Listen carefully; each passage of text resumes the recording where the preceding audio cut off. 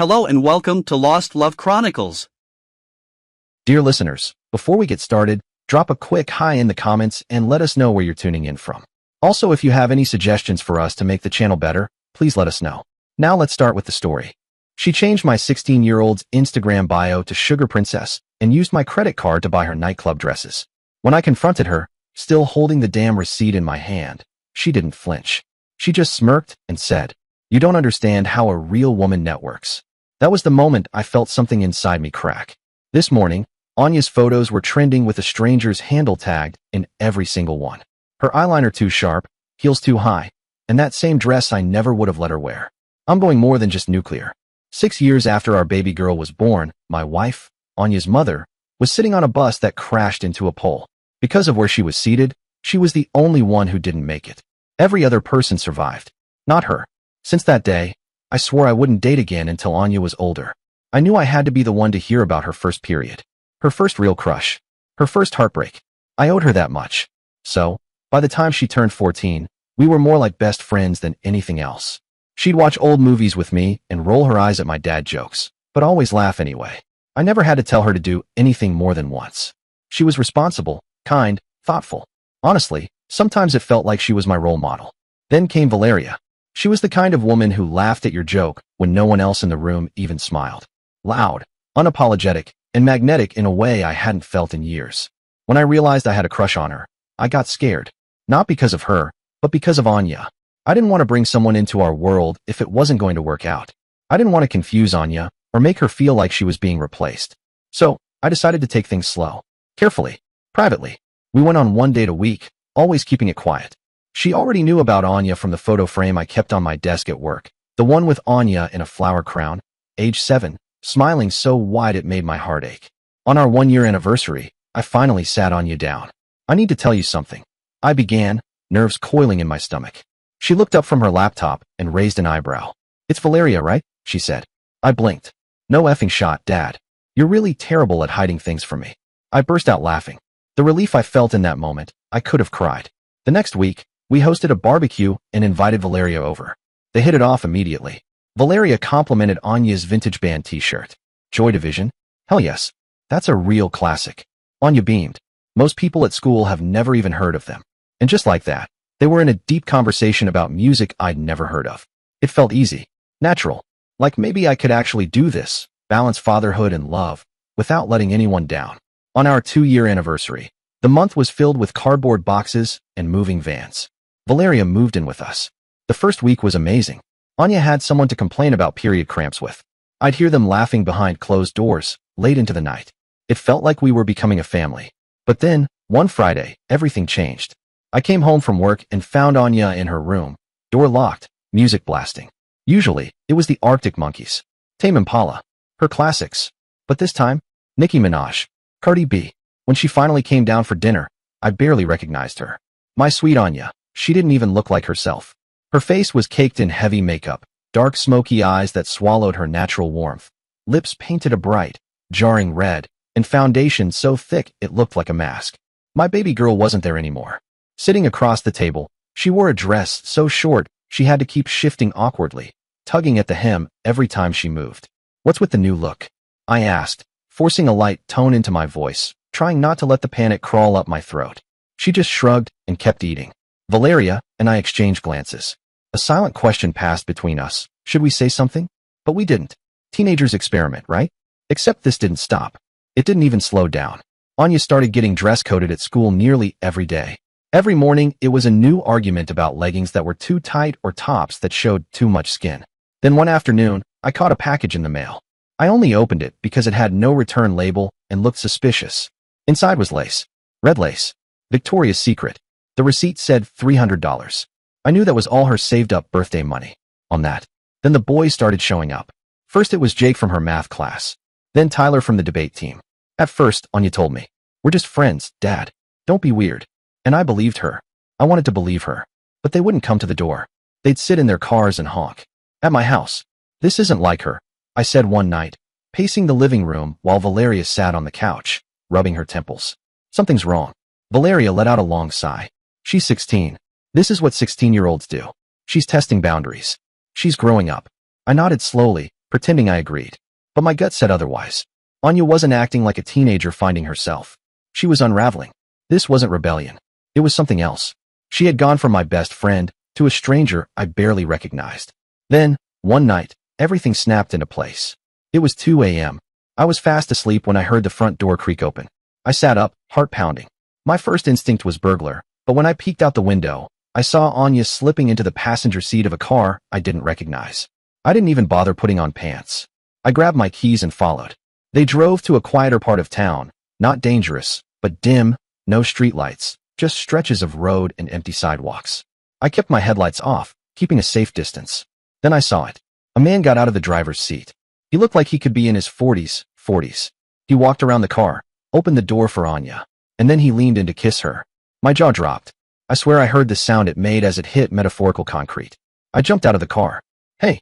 I roared, running toward them, fists clenched, every muscle in my body ready to turn him into pulp. I saw red, pure, unfiltered rage. "Dad, what are you doing?" Anya's voice rang out, sharp with panic. I didn't stop. I reached the guy, but before I could swing, Anya jumped on my back, dragging me away. "Dad, stop! Get off of him!" I stumbled back, chest heaving, heart splitting in half. She was crying now. Her whole body shook as she yelled, "Dad, I thought this is what you wanted." I froze. She collapsed next to me on the sidewalk, and even though I was still on fire inside, I instinctively reached out and stroked her hair. That same hair I used to braid when she was little. That same girl I used to read bedtime stories to. That man, had already driven off. "Now that you have Valeria," she choked, "you don't need me anymore." She sniffled, her voice breaking. I was just trying to find a new man to take care of me when I turned 18. I stared at her, blank, numb, unsure if this was a lie to get out of trouble or something far more real. But then she continued, "It's what Valeria told me to do," Anya whispered, her voice so small it nearly disappeared into the night air. "Honey, I could have all the gold in the world and I would still need you." That broke me. I held her tighter, let her cry, let her shake. Once she finally believed me, believed that I hadn't replaced her, hadn't stopped loving her, I ordered her an Uber to my mom's house. There was no way I could drive safely after hearing that. Not with my blood boiling and my thoughts spinning. When I got home, Valeria was already awake, waiting at the door. She draped herself over me like nothing was wrong, her lips brushing my neck. "Missed you," she purred. I kissed her back. I wanted Valeria in prison, but I knew I needed a confession first. Evidence. Something that would hold up in court. I couldn't just throw accusations around and risk losing on you again. No, I needed to be smart. So I played along, even as every nerve in my body recoiled at her touch. Already, in my mind, I was building the fortress that would keep Anya safe from this woman forever. I smiled. I nodded. I pretended. The next morning, I kept the act going. I told Valeria that Anya had gotten sick while staying at a friend's house. My mom picked her up. Just figured it'd be better if she rested over there for a bit. Valeria didn't blink. "Ah, poor thing. Should I make some chicken soup for when she gets back?" I forced a chuckle. "That'd be sweet. I'll let you know." As soon as she left for work, I called in sick. Spent the entire day setting up recording apps on my phone, 3 different ones, just to be safe. Audio logs, call recorders, background mics. I wasn't taking any chances. Then I called my mom. I told her everything. She was furious. "I'm coming over. Right now. I'm going to give that woman a piece of my damn." "Mom, no," I said firmly. "I need Anya to stay with you for a few weeks. Please. I need time to get proof." She calmed down. Barely. But she agreed. That first week? Torture. I had to kiss Valeria goodbye every morning. Eat dinner with her every night. Share a bed with someone who had manipulated my daughter into thinking she was disposable. But I kept the recorders running. Every conversation. Every phone call. I acted like I wasn't paying attention. And pretty soon, she started slipping. It was Tuesday night. She was slicing into a chicken breast with a little too much force. "When's Anya coming home?" she asked casually. "I miss our girl talks." I wiped my mouth, keeping my expression neutral. Still under the weather. Might be mono. Valeria's face twitched, just for a second. "That's such a shame," she said, a little too coolly. "I was going to take her shopping this weekend. Help her pick out some new outfits for school." I forced myself to smile. "Yeah, she mentioned you've been helping with her wardrobe." Her eyes lit up like I'd just handed her a compliment wrapped in gold. "She has such potential, you know?" Valeria said, still cutting her chicken like it had personally offended her. "With the right clothes, the right attitude, she could have any man wrapped around her finger." She leaned in slightly, voice lowering, like she was about to share a sacred secret. "It's important for girls to learn their power early." I kept my voice casual, masking the bile rising in my throat. What kind of power? I asked, tilting my head like I was curious. Valeria leaned in, her voice dropping like she was about to share state secrets. The power of being a woman, she said, smiling faintly. Men will do anything for a beautiful young woman who knows how to present herself. I'm just teaching her to use what God gave her. My stomach twisted so hard I thought I might be sick right there at the table. But I nodded, eyes wide like I was buying it. And you think that's good for her? I asked. Of course, she said without hesitation. You don't want her ending up like those feminist girls, do you? All angry and alone. She laughed softly, as if the idea of an independent woman was some kind of joke. No, she went on. Anya's smart. She knows her looks won't last forever. Better to find someone established now, someone who can take care of her. My grip tightened around the fork in my hand. I could feel the metal strain. I wanted to slam it into the table, or through her lies. Someone older, you mean? I asked, my voice low even. She shrugged, sipping her wine. Age is just a number. Maturity is what matters. And successful men? They know how to treat a woman right. Not like these broke college boys who just want one thing. That night, I sat in my car with the recording, listening to it 5 times, maybe more. Every syllable, every smug pause, every red flag. But I knew one conversation wasn't going to be enough. Not for a court, not for custody, not for justice. Over the next few days, I started paying closer attention. And what I found chilled me more than anything she had said at that table. I noticed her laptop was always open to Anya's social media accounts. Instagram, Snapchat, even her email. Pages left up just long enough for me to glimpse them before she'd slam the screen shut. And then there was the phone. Not her usual one, but a second phone. A cheap one. Burner style. She kept it hidden, but I saw her with it one morning, fingers flying across the screen, quickly deleting something the second she heard the water stop in the shower. Thursday night, I pretended to fall asleep early, turned the lights off, rolled onto my side. I waited. Sure enough, just after 10 p.m., I heard her in the bathroom. The fan clicked on, but she didn't realize the door didn't fully latch. No, she's still at her grandmother's, she whispered. I held my breath. I know, baby. I miss you too. Just a few more weeks. Yes, I'm working on it. He has no idea. Of course I'll visit soon. Baby. My blood turned to ice. Who the hell was she talking to? Who was baby? And why did she sound so certain that I was clueless? Friday I left work early. Told my boss I had a dentist appointment. Instead, I parked a block away and waited. Around 2 p.m., Valeria left the house. I tailed her across town to a storage unit complex. Watched her from a distance as she entered one of the units and came out 20 minutes later carrying a cardboard box. I beat her home, planted myself on the couch with my laptop open, pretending to work. She walked in and froze, just for a heartbeat, but quickly slipped back into character. Hey babe, grocery shopping took forever. I glanced over at her empty hands. No bags. No receipt. Nothing. Traffic? I asked. She smiled. Awful. Later, I heard the click of the lock as she shut our bedroom door. That weekend was rough. I was hanging by a thread, trying to maintain the mask while prying for information, anything that would help. Over dinner, during slow afternoons, I asked little things. Casual. So, you ever been married? God, no, she laughed. Serious relationships? A few. Where's your family from? Are you close to them? Where'd you work before we met? I needed to know everything I could about her past, her family, her job history. She was vague about everything. Anytime I asked real questions about her past, her family, her job history, she dodged.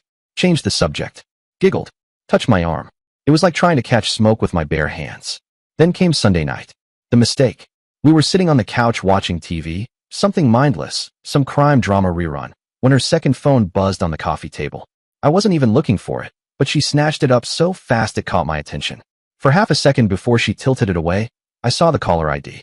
My sweet Anya. My stomach twisted. My vision tunneled. She'd been in contact with Anya this whole time.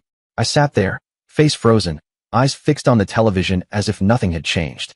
But everything had. She stood up. I'll just take this in the kitchen, she said casually, already walking away. I could hear her whispering, the fan over the stove humming in the background. Words floated through. Patience, trust me, your dad just doesn't understand. So all this time, while I thought I was protecting Anya by keeping her away, Valeria had still been in her ear, painting me as the villain.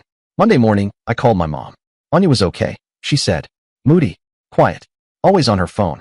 She's been asking when she can come home, Mom said. Something in her tone gave me pause. If you get the chance, I told her, can you maybe check Anya's texts? Just in case. That afternoon, Mom called me back. Her voice was tight, panicked. She's been texting someone named V, hundreds of messages. This woman is telling her you're trying to control her, that you're jealous of her growing up. She's filling her head with poison. I gripped the phone so hard. Can you screenshot everything? I asked. Email it all to me. When the messages came through, I had to stop halfway through. I felt sick. Physically ill. Valeria had been working from the inside out, turning Anya against me slowly, methodically, telling her I was old-fashioned, possessive, that I was trying to keep her a little girl forever, that she deserved a man who would appreciate her, take care of her, buy her nice things. But it got worse. Valeria was coaching Anya, teaching her how to flirt with older men, how to act interested, but not too eager, how to make them feel important. She had even sent her links to dating sites, sugar baby sites. Tuesday, I couldn't take it anymore. But I didn't confront her outright. Just dipped my toe in, testing the waters. Hey, I said over dinner, keeping my tone light. I noticed Anya's been texting someone a lot lately. Valeria didn't flinch. Oh, probably just her friends. You know how teenage girls are with their phones. I raised an eyebrow. My mom said it seemed like an adult, like someone giving her advice. Still, her expression didn't change. That's concerning, she said, slicing her roast chicken neatly. You don't think she's talking to strangers online, do you? I've heard about predators targeting young girls. The irony nearly made me choke. She was the predator. She was the one grooming Anya, and now she was pretending to be worried about it? Wednesday, things escalated. I came home to find her rifling through my desk drawers. She jerked upright when she heard me at the door. Looking for stamps, she said quickly, waving an empty envelope. Right. She was getting suspicious. She must have sensed I was pulling away, watching her more closely. That night, she was extra affectionate. Made my favorite dinner, lasagna from scratch. Wore the perfume I'd complimented once, months ago. Long day, she asked softly, wrapping her arms around me. Yeah, I said. Exhausting. She kissed me behind the ear and whispered, you deserve to relax. But behind those soft touches and lingering stares, I could see the calculation. She was trying to distract me, soften me, make me lower my guard. Thursday morning, I woke up feeling off. Not sick exactly, just fuzzy, like my brain was wrapped in cotton. My limbs heavy, sluggish. I went through my routine like I was underwater. By the time I got to work, I could barely keep my eyes open. Meetings blurred together. Words didn't stick. It happened again Friday. And again on Monday. Always after my morning coffee. The same coffee Valeria lovingly brought me every day. Freshly brewed. A touch of cinnamon, just the way I liked it. She'd place it on my nightstand, lean over, and kiss my forehead. Take your time getting ready. Tuesday morning, I took the coffee like usual, smiled, said thanks, even kissed her cheek. Then I waited until her back was turned and poured the contents into a travel mug I'd stashed in my briefcase. I didn't say a word. Drove straight to my buddy who worked in a lab. Taste test. I joked, handing over the mug. I think someone at work might be messing with me. He raised an eyebrow, but nodded. I'll get you the results. Thursday, he called. Sedatives, he said. Nothing lethal or permanent in small doses, but enough to make someone feel out of it. Drowsy. Disoriented. She'd been drugging me. For weeks. I wanted to call the police right then and there. But what exactly did I have? A few recordings that a lawyer could call vague. Some texts that could be interpreted 10 different ways. Coffee I'd contaminated by transferring it to my own mug. Not exactly a rock-solid case. Friday, I made a decision. I've got to go out of town for work. I told Valeria casually over breakfast. Won't be back until late Sunday. She smiled. Actually smiled. Probably thought she'd just been handed the weekend to reel Anya back in without me interfering. But I didn't leave town. I drove straight to my mom's house. Anya was in her room. When I knocked on her door and stepped inside, she was standing by the window, arms crossed. Her eyes narrowed. What are you doing here? She asked, voice cold. I needed to see you. I said quietly, stepping inside. Make sure you're okay. She rolled her eyes hard. I'm fine. Just trapped at grandma's because you're being paranoid. I sat on the edge of her bed, took a breath. Anya, I know you've been texting Valeria. Her face flushed with color. So, she's the only one who understands me. You just want to control everything I do. That's not true, and you know it. It is, she snapped. You freaked out because I was on a date, Dad. A date. I'm 16, not 6. He was 40 years old, Anya. She looked away, jaw tightening. Age doesn't matter when you really connect with someone. I felt the air leave my lungs. That wasn't her. That was Valeria. Quietly, I pulled out my phone. Scrolled to the recording. Hit play.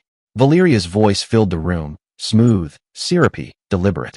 She has such potential, with the right clothes, the right attitude. She could have any man wrapped around her finger. It's important for girls to learn their power early.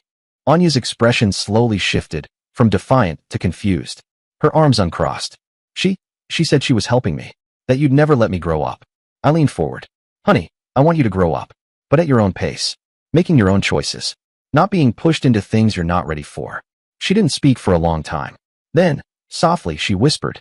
She said, you were replacing me, that once you had her, you wouldn't need a daughter anymore. I pulled her into my arms and held her tight. Never, I said. You're my whole world, kid. Nothing changes that. We talked for hours. I told her everything, about the drugged coffee, the second phone, the lies. All of it. By the end, she was crying. I'm so stupid, she kept saying, shaking her head. I can't believe I fell for it. You're not stupid, I told her gently. She's a master manipulator. She knew exactly what to say to get into your head. That weekend, we made a plan. Anya would come home, pretend everything was fine, that she still trusted Valeria, maybe even get her to say things on record. Meanwhile, I'd keep collecting evidence. Monday morning, I brought Anya home. Valeria was all smiles and sugary hugs. I missed you, baby girl, she said, pulling Anya into her arms. I watched them closely. The way Valeria touched her arm, leaned in too close, whispered too softly. All the subtle cues of a predator trying to rebuild the web. That night at dinner, Anya played her part perfectly. Ugh, I thought I was going to lose my mind at Grandma's, she said, stabbing at her mashed potatoes. I'm so glad to be home, where people understand me. Valeria ate it up. Every word. At dinner, Anya laid it on thick, and Valeria just glowed, like she'd won. She kept shooting me these smug, triumphant looks when she thought I wasn't paying attention, like she'd already reclaimed her influence over my daughter. I clenched my jaw and kept my expression neutral. Stick to the plan. Tuesday, things took a turn. I came home early from work and found them in Anya's room. Valeria was holding up a dress I'd never seen before, bright red, short, with cutouts in all the wrong places. I saved this for you, she said sweetly, her voice warm and encouraging. I knew your dad wouldn't approve, but you're old enough to make your own choices about what to wear. Anya glanced at me when I stepped into the room. I gave her a nod. She didn't break character. The dress looked more appropriate for a nightclub than a 16-year-old's closet. My fists balled at my sides, but I bit my tongue. I had to. We were almost there. Wednesday night, Valeria made her move. It was late, past bedtime, when I heard hushed voices coming from Anya's room. I crept down the hallway and pressed my ear to the door. She's playing along, I reminded myself. She's ready. Inside, Valeria's voice was low but coaxing. He's very successful, she said. Owns several businesses. He saw your picture and thinks you're beautiful. Very mature for your age. There was a pause. Then Anya, perfectly uncertain. I don't know. My dad would freak out. Your dad doesn't have to know, Valeria whispered quickly. I'll cover for you. Say we're having a girls' night. He trusts me. I had to back away. Had to physically remove myself before I kicked the door in and ruined everything. Thursday morning, I was rifling through our old filing cabinet, still searching for something, anything, that might give me more leverage. That's when I found it. A folder wedged behind old tax returns and warranty papers, tucked away like a secret. Inside were clippings from newspapers, printed emails, photos. At first I didn't understand what I was looking at, until I saw the names. Robert from Michigan. His daughter Emma. Gone at 17. The article mentioned a woman named Victoria who had been living with them. Then James from Ohio. His daughter Brittany had filed a restraining order against a woman named Valeria. I flipped through the photos. Different hairstyles. Different wardrobes. Different states. But it was her. No doubt. Valeria, Violet, had done this before. Multiple times. I photocopied every page, every image, and stashed the copies at my office. Then, finally, I did what I should have done months ago. I hired a private investigator. By Friday, he called me back with everything. Valeria's real name was Violet Morgan. She had a record: fraud, identity theft, solicitation. Had served 2 years in minimum security, got out 3 years ago, and since then had bounced from state to state, always targeting single fathers. But the worst part? She wasn't working alone. The investigator found consistent connections to a man named Malcolm Wade. Late 40s. Multiple arrests for soliciting minors. Currently out on parole. Every city she'd lived in, he'd been there too. I felt sick. This wasn't just manipulation. It wasn't about money. This was trafficking. Valeria, was grooming girls. My daughter. For him. I called the investigator back, heart pounding. Find everything you can on Malcolm Wade. Address, employer, vehicle. I think he's the guy I saw in the Mercedes. Saturday morning. Valeria came downstairs, all breezy confidence. We're going shopping, she announced, tossing her keys in the air. Girl time, she added, winking at me. We'll be gone all day. I forced a smile. Have fun. As soon as the door closed behind them, I started tearing the house apart. Top to bottom. I checked every drawer, every cabinet, every suitcase. Then, in the back of the closet, tucked inside an old shoebox, I found it. Her second phone.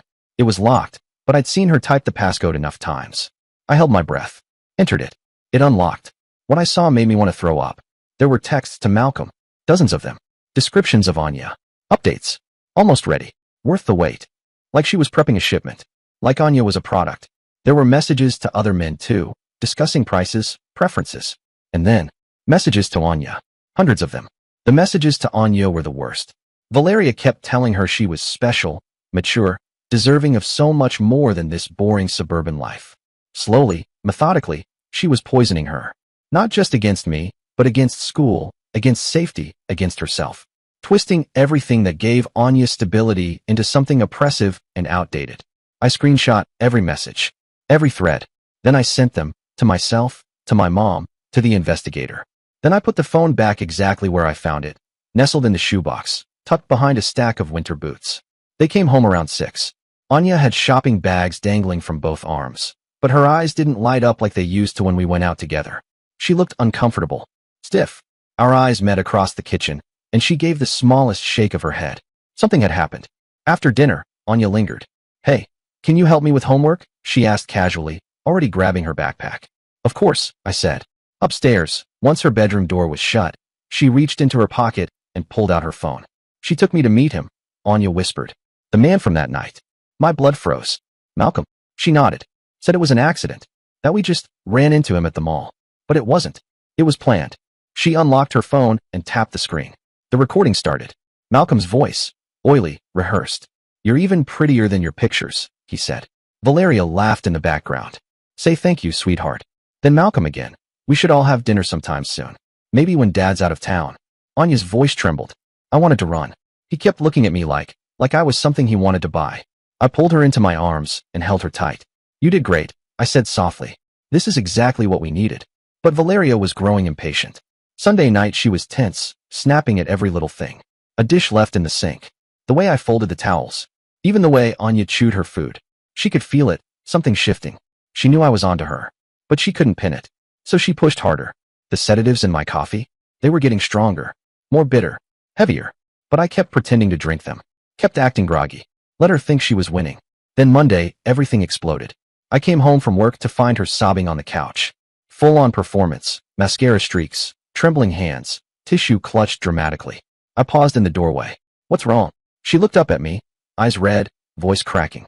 I can't do this anymore. The lies, the sneaking around. I know you know. My heart stopped. Know what? About my past, she sniffled. The things I've done. I'm not proud of it, but I'm trying to change. That's why I fell in love with you, with this family. You made me want to be better. It was a solid performance.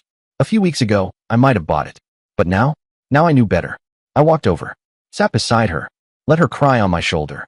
Everyone deserves a second chance, I murmured. She looked up, eyes wide with fragile hope. Really? You're not going to throw me out? I swallowed bile and nodded. Let's talk about it, I said gently. Tell me everything. And she did. Or at least her version. She told me how she'd made mistakes, got caught up with bad people. How prison wasn't really her fault. How she was just trying to survive. How meeting me had been her turning point. Not one word about the other families. Not a syllable about Malcolm. Nothing about what she was doing to Anya. I nodded along. Made the right sounds. Said I needed time to process. Told her I loved her. The relief on her face made me want to throw a chair through the window. Tuesday, she was back to her usual self. Cheerful. Touchy. Smirking like she'd won. But she was slipping. Growing overconfident. That morning, while she showered, she left her laptop open. I grabbed my phone so fast I nearly dropped it, hands trembling, adrenaline pounding in my ears. I didn't have time to think. I just started snapping pictures of everything I could see on her open laptop. There were email exchanges with Malcolm, cold, clinical messages that talked about delivery windows and final pricing. I found a folder full of images, not just Anya, but other girls. Young girls, posing in ways that made my stomach turn. Some of them looked drugged. Blank stares, confused expressions. This wasn't a scheme. This was organized. Industrial. Monstrous. Then I found the calendar. Dozens of dates marked with vague initials and short notes, but one stood out. This Saturday, circled in red. Next to it, confirmed. My chest tightened. That was only 4 days away. Wednesday, I sat down with the investigator and a lawyer, laid out everything. Phone photos, screenshots, Anya's recordings, the folder with the other families, Everything on Valeria's laptop. The lawyer looked grim. This is enough for a restraining order. Maybe charges too, he said. But we have to play it smart. If she gets wind of this, if she warns Malcolm, they'll vanish. The investigator nodded, tapping his pen on the table. We need to isolate Malcolm first. He's the key. So we made a plan. Friday night, Valeria thought I was going to a work dinner. She'd think she had the house to herself, think she was in control. But while she played her game, the police would arrest Malcolm, parole violations, evidence tampering, anything the investigator had dug up that could hold. With Malcolm in custody, we'd have leverage, something to make Valeria talk. But Valeria, she wasn't slowing down either. Thursday morning, she was practically glowing. She made a full breakfast, pancakes, bacon, fresh strawberries. Anya's favorite. She even dusted the pancakes with powdered sugar like she used to on holidays. I didn't touch a bite until I watched her serve herself from the same plates. No switching. No coffee refills. I wasn't taking any chances. She smiled across the table like none of this was happening. I was thinking, she said, all casual, sipping orange juice. Maybe this weekend, we could take a little family trip. Just the three of us. Start fresh. Anya and I locked eyes. Where? I asked, forcing my tone to stay even. There's this cute little bed and breakfast a few hours north, she said. Very secluded. Romantic.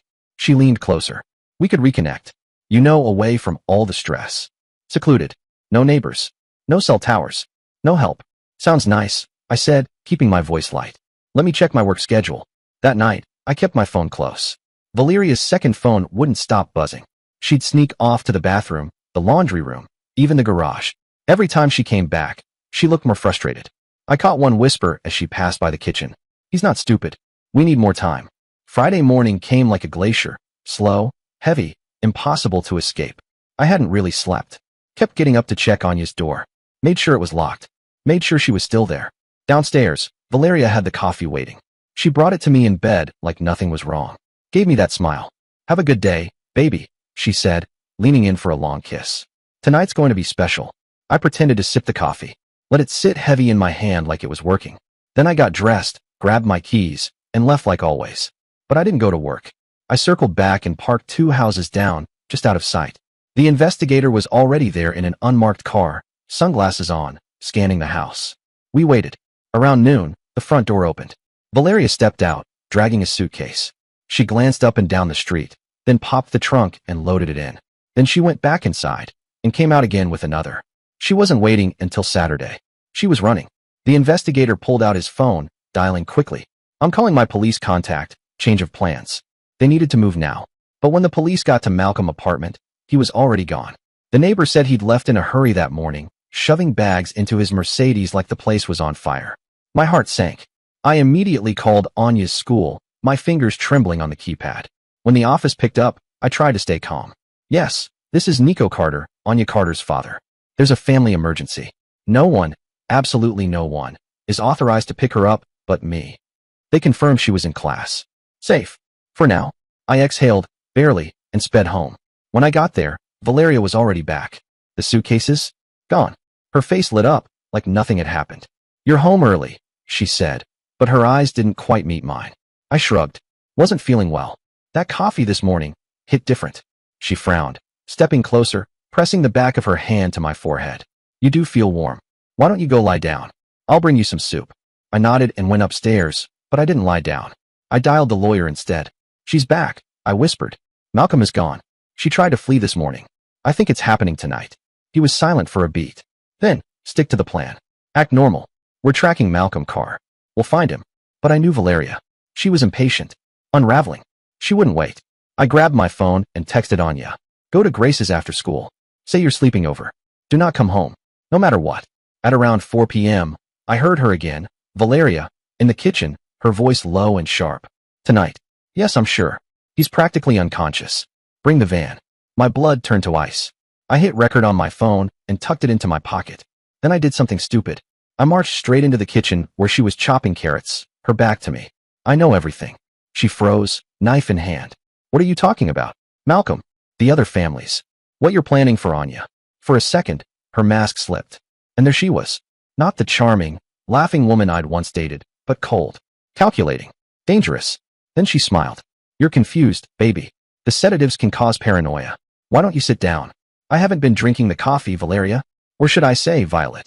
The knife clattered to the counter. How long? She asked, voice flat. Weeks. I have recordings. Photos. Everything. The police are already looking for Malcolm.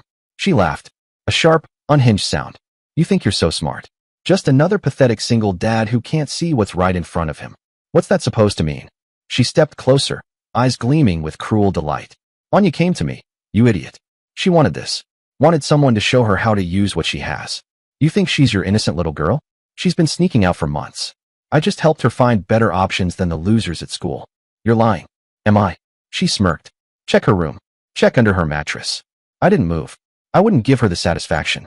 She stepped even closer, her voice dropping into a venomous whisper. You have no idea what girls her age are really like. What they want. I was just giving her what she asked for. You were grooming her. Selling her. I was teaching her to survive. In a world that eats little girls alive. She tilted her head. Would you rather she learn from me, or from someone who actually wants to hurt her? You mean like Malcolm? I said, my voice low. Her eye twitched. Malcolm is a businessman, she replied tightly. He takes care of his girls. His girls. I echoed, fury bubbling up in my throat. How many others, Valeria? She shrugged, like it was nothing. Does it matter? They all wanted it. Wanted nice things, older men, excitement. I just facilitated. I kept the recording going. Let her talk. Let her bury herself. And the other families? Robert? James? Her lips curled into a smirk. Weak men. Couldn't accept that their daughters were growing up. At least you lasted longer than most. Where's Malcolm now? She smiled. Closer than you think. That's when I heard it, the front door creaking open. Heavy footsteps. Malcolm walked into the kitchen like he owned the place. Well, he said, taking in the scene. This is awkward. I reached for my phone instinctively, but Valeria was faster. She smacked it out of my hand, and it clattered across the tile floor, skittering just out of reach. Now what? I asked, trying to stay calm, eyes bouncing between them. Malcolm pulled out a gun. He didn't raise it, just held it, letting the weight of it settle in the room. Now, he said, you're going to call your daughter. Tell her to come home. No. He stepped closer, eyes narrowing. I don't think you understand. This is happening whether you cooperate or not. But if you play nice, maybe you get to see her graduate. Walk her down the aisle someday. Be a grandfather. Over my dead body. That can be arranged, Valeria said coldly. But she'd slipped. My phone was still recording from where it had landed across the floor. And Anya, she was safe. Because I'd sent her to Grace's house. And Grace's mom, a 911 dispatcher. She's not coming, I said, locking eyes with Malcolm. I told her to stay away. His jaw clenched. Then we go get her. Good luck with that. I told the school no one but me could pick her up. And she's not there anyway. Valeria grabbed her keys, already moving toward the door. I know where she is. That little friend's house. Grace something. My blood turned to ice. How did you? I've been tracking her phone for months, she said, reading the horror on my face. Did you really think I'd leave anything to chance? They both moved for the door, Malcolm keeping the gun loosely trained on me. I had seconds. I couldn't let them reach Anya. So I charged. Stupid? Yes. Suicidal? Probably. But I didn't care. We slammed into the counter, the gun flying from his grip and clattering across the floor. You son of a... Valeria shrieked, jumped on my back, clawing and punching. I shoved her off, just enough to land a punch straight into Malcolm's jaw. He stumbled, but he was stronger. He recovered fast, got me in a headlock, and started squeezing. My throat burned. Black spots danced in my vision. My knees buckled. That's when I heard it. Sirens. Close. Getting louder. We need to go. Now, Valeria yelled, panic cracking her voice. Malcolm dropped me, gasping, and scrambled for the gun. But the sirens were right there. Multiple cars. They bolted for the back door, just as the front door burst open and cops poured in. I pointed weakly. Back door? Malcolm. Valeria, I rasped. Then chaos. Police yelling. Guns raised. Footsteps pounding down the hallway. Hands gripping my shoulders, asking me if I was okay. I could barely talk through my bruised throat. Someone called out from across the room. We found a phone, still recording. Someone else must have called the ambulance. I don't even remember hearing it arrive. I was still on the kitchen floor, dazed and bruised, my throat aching from where Malcolm had tried to crush the life out of me. The officers told me later that they caught Malcolm just 2 blocks away, trying to hotwire a neighbor's car. He hadn't gotten far. Valeria made it further. She always did, but they found her at a bus station 3 towns over, trying to buy a ticket with cash under a fake name. Anya was safe. She had been the whole time. When she got my text, she'd immediately shown it to Grace's mom, who, thank God, called it in without hesitation. They'd already had eyes on the house, monitoring it in case Malcolm showed up. They were waiting. I'd had no idea how closely they'd been watching us. how seriously they took the threat. Thank God they did. The investigation stretched out over months. I gave them everything: my phone, Valeria's second phone, the photos, the screenshots, the recordings. And as they dug deeper, the truth spilled out like rot from a cracked foundation. They found 4 more girls. 4. Valeria had groomed every one of them. 2 had even been sold to Malcolm clients, if you can call them that. They were recovered, both of them, but, God, I can't begin to imagine the therapy they'll need. Valeria got 15 years. Could have been less if she cooperated, but she didn't. She stood in court and looked the judge in the eye and said she'd done nothing wrong, that she was helping these girls find their power. Malcolm? He got 25 to life. Turns out this wasn't his first rodeo, just the latest in a string of operations stretching back years. Different names, different cities, same pattern. Anya and I went to therapy too. A lot of it. Individual sessions. Joint sessions. There were weeks where we barely talked at home and only found common ground in that quiet office with the tissue box between us. She blamed herself for falling for Valeria's lies, for not seeing through the manipulation. I blamed myself for ever bringing that woman into our lives, for trusting too easily, for missing the signs. But our therapist, Dr. Renu, she helped us reframe it. Told us over and over, this isn't your fault. Predators like Valeria, they don't show up with warning signs and red flags. They show up with kindness, with charm, with exactly what you think you've been missing. She was right. Valeria had studied us, found the softest places and pressed just hard enough. She learned exactly what buttons to push. She didn't just manipulate Anya. She manipulated me. But we survived. We fought back. And that's what matters. It's been a year now. Anya's 17, talking about colleges, writing essays about psychology and resilience and trauma recovery. She wants to help other kids who've been through something like this. Help them heal. She's dating again. A nice boy from her SAT prep class, nervous handshake, flowers in hand, calls me sir. I try not to scare him too much. We still do movie nights on Tuesdays. Still hit the farmer's market on Saturdays. But now our conversations run deeper. Trust, manipulation, consent, red flags, gut instinct. One night, not long ago, Anya turned to me and asked, "Do you think you'll ever date again?" I smiled at her. Maybe. Someday. When it's someone who loves both of us. For who we are, not who they want us to be. She grinned. Just, maybe run a background check first. We laughed until the tears came. Real, cathartic tears. Because if this year taught us anything, it's this. The people who seem perfect are sometimes the most dangerous. The ones who slip into your life so easily, who seem to complete the picture, who know exactly what to say and when to say it. Trust your gut. If something feels off, it probably is. And never, ever, ignore the changes in your kids' behavior. They might be trying to tell you something they don't yet have the words for. That's our story. Messy, painful, nothing like what I imagined our lives would be. But we made it. We survived it together. And that's what family does. Dear listeners, please share your thoughts in the comments section below and don't forget to like, share, and subscribe.